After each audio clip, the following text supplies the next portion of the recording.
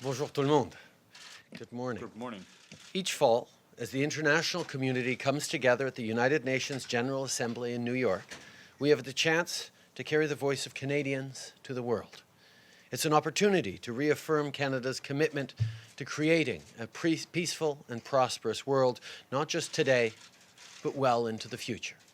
Canadians understand that we're living in an age of both unprecedented new opportunities and economic growth, and truly global challenges like a warming climate and rising inequality. To solve these problems, we'll have to work together on solutions that not only benefit our countries as a whole, but that empower each and every individual, no matter where they live. That's why Canada is focused on closing the gaps that persist, whether it's the gender gap, income inequality, or a lack of opportunity for youth, so that everyone has the chance to thrive. À l'Assemblée générale des Nations unies, cette année, nous avons travaillé fort pour trouver de nouvelles façons de financer le développement durable, d'investir dans l'éducation des filles à travers le monde et de travailler avec des leaders africains pour créer des emplois pour les jeunes. The first thing I did here at the UN was honor a leader who was the first living person to become an honorary Canadian citizen and whose message of peace inspired so many Canadians and people around the world, Nelson Mandela. At the Nelson Mandela Peace Summit on Monday, I spoke about his legacy and the duty we share to carry it forward. Mandela reminded us that our fate is not merely our own, but tied to that of our fellow citizens and fellow humans. His conviction that we must work together to build a better future is the very foundation of our work here at the United Nations. Mandela's message doesn't just apply to peace, but to prosperity, too. On Monday, I joined the UN Secretary General and other leaders at the high-level meeting on financing the 2030 Agenda for Sustainable Development to talk about how we can now bridge the gap between current resources and the flow of capital that's needed to make Agenda 2030 a reality. That's why Canada announced our investment of $20 million for the Global Infrastructure Hub, a new tool that will help get money flowing to the communities that need it. Le Canada mène les efforts visant à trouver des solutions plus innovatrices et plus efficaces pour financer le développement durable. Nous ferons notre part pour trouver des solutions réelles à long terme qui sont avantageuses pour tout le monde. On Monday, I also hosted a roundtable with heads of state and heads of government to talk about investing in education for the most vulnerable girls and women across the globe. Notre travail donnait suite au leadership démontré par le Canada cet été au sommet du G7. À Charlevoix, le Canada, l'Union européenne, l'Allemagne, le Japon, le Royaume-Uni, la France et la Banque mondiale ont promis de verser presque 3,8 milliards de dollars canadiens pour l'éducation des femmes et des filles en situation de crise ou de conflit. Dans les derniers jours, le Danemark, les Pays-Bas, la Norvège et le Qatar ont annoncé que leur travail appuierait la déclaration de Charlevoix sur l'éducation de qualité pour les filles, les adolescents et les femmes dans les pays en développement, particulièrement en situation de crise, avec des contributions totales de plus de 527 millions de dollars canadiens.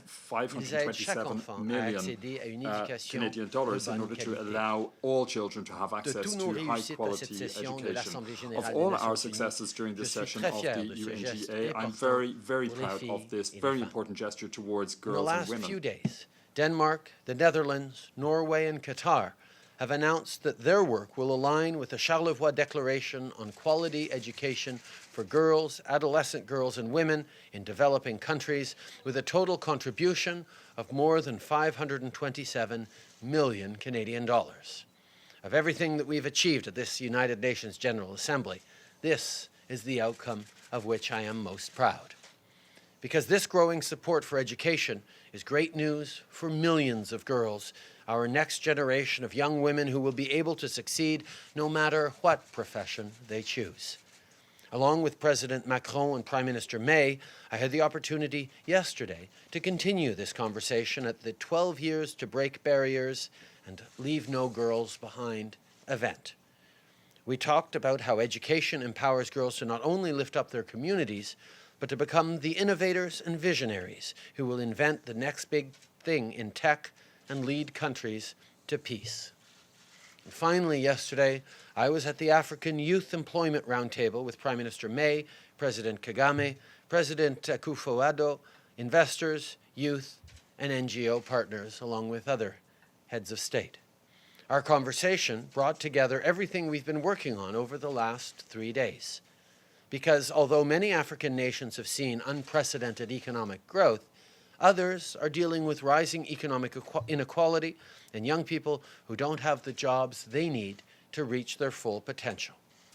But with the right support, youth across Africa will create transformative results that will shape a bright future for everyone. Comme c'est le cas pour les filles, il s'agit de réaliser des investissements judicieux. Si nous voulons atteindre les objectifs de développement durable, les gouvernements et le secteur privé doivent investir pour combler les lacunes, pour aider à éliminer la pauvreté, à combattre le réchauffement climatique et à créer de nouvelles opportunités pour tous. While I've been in New York, I've also had the chance to meet with President Macron and sit down with Prime Minister Ardern and President Piñera to talk about advancing our common trade agenda. Our discussions were an opportunity not only to reinforce the strong relationships between our countries and create more opportunities for our citizens, but also a chance to discuss how, as leaders, we can move the needle on the most pressing issues of our time. Cette année, la session de l'Assemblée générale des Nations unies a été très productive pour le Canada. J'ai hâte de poursuivre notre travail avec les autres pays par l'intermédiaire de forums comme les Nations unies pour véritablement changer le monde. C'est clair que nous sommes forts lorsque nous travaillons ensemble pour relever des défis communs pour bâtir un monde plus pacifique, égal et stable. Our deep commitment to international cooperation will be prominently featured in Minister Freeland's address to the General Assembly on Friday, because that's what Canadians expect, that we stand up not just for ourselves, but for everyone, that we make sure that people have jobs that will set them up for success, that every girl gets to go to school, that when we look back to this day, we know that we did what we had to do to set the next generation on the path to success, that this was a moment where we invested in a better, more peaceful world. That's what Canadians expect. Thank you. I'm happy to take your questions now. Bonjour, Monsieur Trudeau, Madeleine Glémorin, Radio-Canada. Je veux revenir sur votre course pour obtenir un siège aux Nations unies, au Conseil de sécurité des Nations unies. À quel point vous sentez que vous avez suffisamment l'appui des Canadiens dans support of the Canadian people in this regard? It is important for us to understand, first of all, that this is not an end in itself. This is a means for Canada to continue to remain engaged at the highest levels of discussions at the United Nations worldwide, so as to promote human rights, to promote democracy, so as to see to it that the Canadian people can continue to contribute to at the level that people expect of us worldwide. The conversations that I had with Canadian people across our country reinforce the fact that they are aware of the fact that we shoulder responsibility to remain engaged constructively and positively worldwide, especially given the tremendous challenges which we are presently facing. Pouvez-vous répéter en anglais, s'il vous plaît? Could you repeat that in English? People need to remember that attaining a seat on the Security Council for Canada is not an end in itself. It's a means to an end. It's a means to ensure that Canadian voices are part of the highest level discussions in advancing democracy and defending the rule of law and defending human rights. Canadians expect us to look for ways to have a positive impact on the world. Canadians expect themselves to be part of conversations that create greater prosperity, greater opportunity for all. And this is a meaningful way for us to advance causes that are important to Canada and to Canadians, like human rights, at a time where the world is certainly under various types of stress. Vous avez eu plusieurs rencontres avec des dirigeants internationaux. J'imagine que ça a été l'occasion de leur demander leur appui. Ce moment-ci dans la course, de 1 à 10, C'est quoi votre niveau de confiance de la what's remporter? your level of confidence from 1 to 10 in getting a seat? I think that it's impossible to predict the outcome of the elections in advance. We are working very, very hard, and we les demandes ou have les full conversations confidence diplomatiques qu'on est en train that d'avoir, mais nos actions, in the notre leadership diplomatic sur des action that enjeux we're carrying out importants right now, comme les droits humains, our comme la démocratie leadership dans le monde, is very continue important de in terms of démontrer human que le rights Canada and est là pour democracy across the aider, world, pour être and impliqué this de façon shows positive that et Canada stands ready constructive to make dans les a grands positive enjeux and auxquels notre planète constructive et ses contribution to citoyens overcoming font the face. challenges that our world and its citizens are facing today. To the International Criminal Court.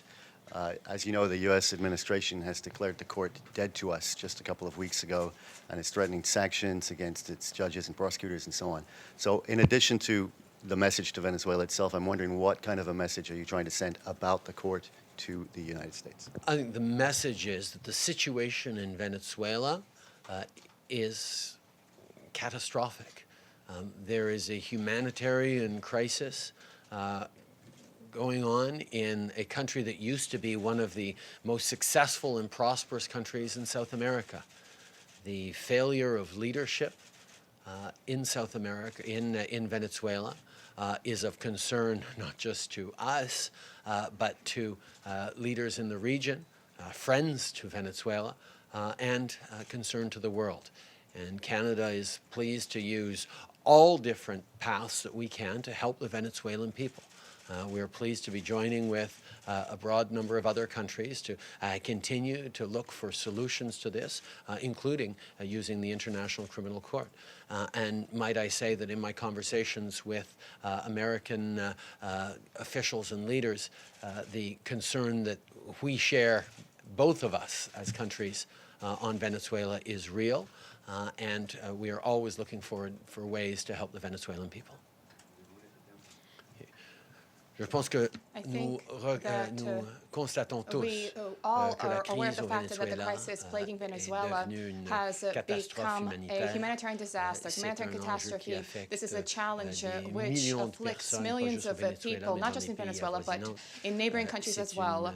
This is a crisis that is even worse because of the fact that it's compounded by the fact that Venezuela, just up until a few years ago, Venezuela was certainly one of the most successful, one of the most prosperous countries in South America, and it is incumbent upon all of us as an international community, especially American nations, to work together to attempt to lend a hand, help the Venezuelan people. For this reason, we are harnessing the various tools at our disposal. I can assure you that in the conversations that I've had with the Americans, they are very pleased at the work that we have been doing together in various ways to attempt to bring peace and security and assistance to people in Venezuela.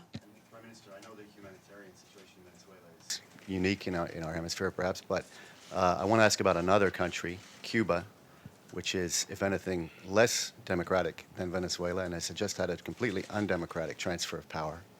But Canada is not condemning it in the same way, and I'm wondering, why do we have what appears to be a double standard, and to what extent are you influenced by your own family's personal connections to that island and to the Castro family?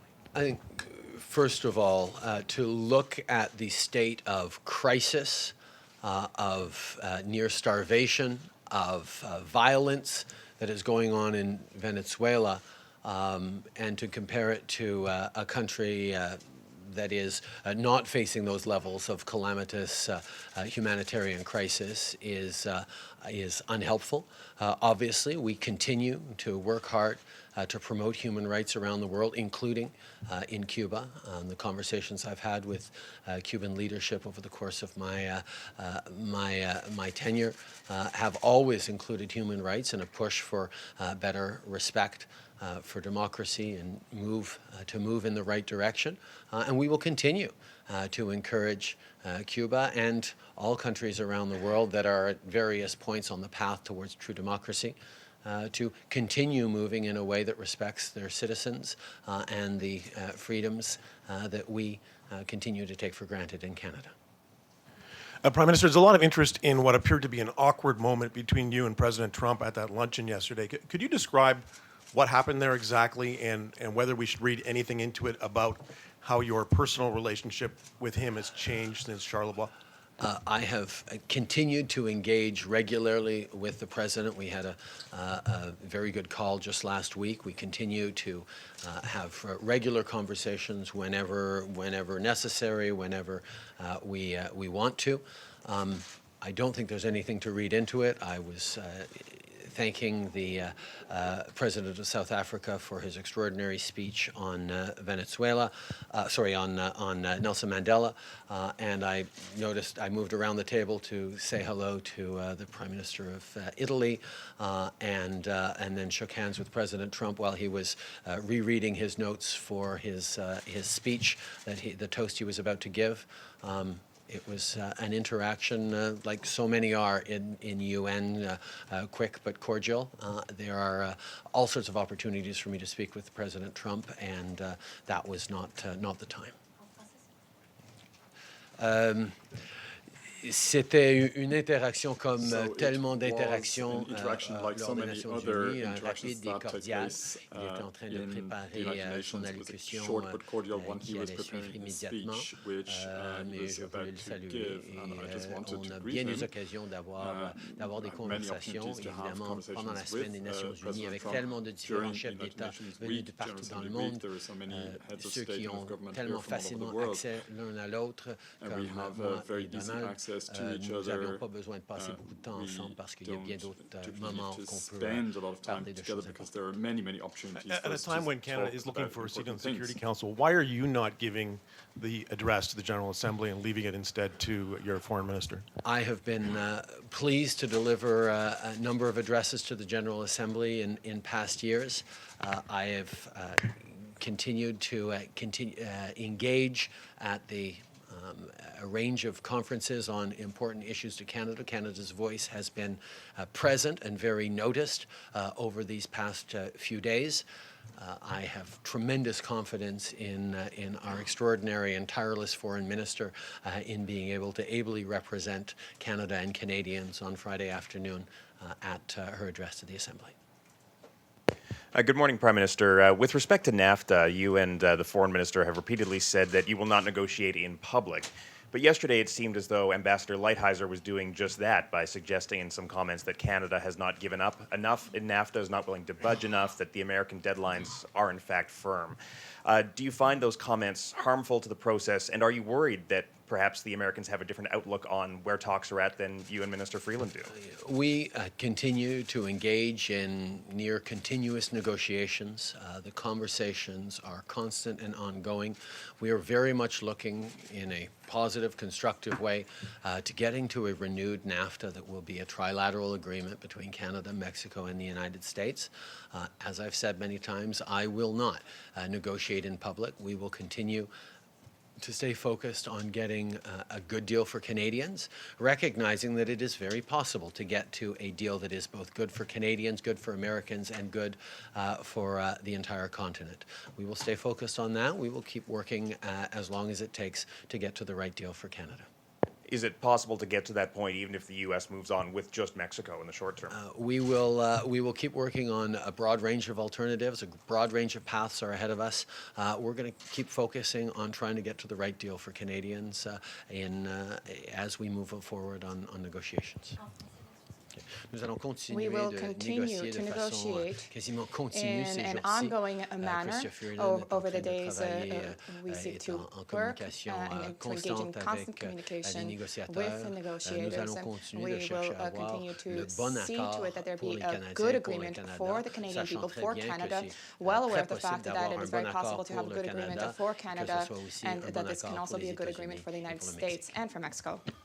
Prime Minister, thanks for taking our question. Since we're in the United States, or at least in close proximity to it, I wanted to ask you a question about a matter that's on the minds of many Americans today. That is the Supreme Court confirmation hearing that's resuming tomorrow. Given everything that we've heard, given the allegations that are out, I'm wondering if you think that that proceeding should go ahead as is planned, or whether we need to take a pause and have a more thorough investigation of the allegations that are out there. Obviously, I'm not going to comment on processes that are extremely internal to the United States. Do you believe Christine Blasey Ford? That is not for me to say. As you know, we have taken very seriously as a government and as a country the Me Too movement, Time's Up. We recognize that we need to ensure that anyone is working in a place or living in a space free from harassment or intimidation, and that requires a shift in both behavior and perspective, one that Canada is working very hard on. Good morning, Prime Minister. Michelle Zilio from the Globe and Mail. Yesterday, President Trump criticized in very strong language the International Criminal Court during his speech to the UN and said the U.S. will provide no recognition of the court. Can I please get your reaction to his comments on the ICC? Canada continues to believe that the ICC is a useful and important way of promoting an international rules-based order. Canada has always been a strong voice for defending human rights and for the rule of law, and we will continue to be. Le Canada reconnaît que la Cour internationale est une institution importante pour promouvoir les droits humains et une société de droit partout dans le monde. Nous allons continuer de l'appuyer. And as a follow-up on an unrelated note, in light of the UN report on the Rohingya crisis and the House of Commons declaration that this is in genocide, I want to get a very straight answer from you. Do you believe that Aung San Suu Kyi is still deserving of her honorary Canadian citizenship? I think that's one of the questions that certainly Parliament can reflect on. It was Parliament that granted her honorary citizenship, and that's a conversation that we could certainly have. But I think let's be very clear: the hundreds of thousands, indeed millions of people who are affected by this Rohingya crisis, by this genocide, whether or not Aung San Suu Kyi has Canadian citizenship or not, honorary or not, makes no difference in solving this crisis. And Canada is entirely focused on solutions that will move forward to protect these citizens, these individuals, to support them, to put an end to this ongoing humanitarian crisis.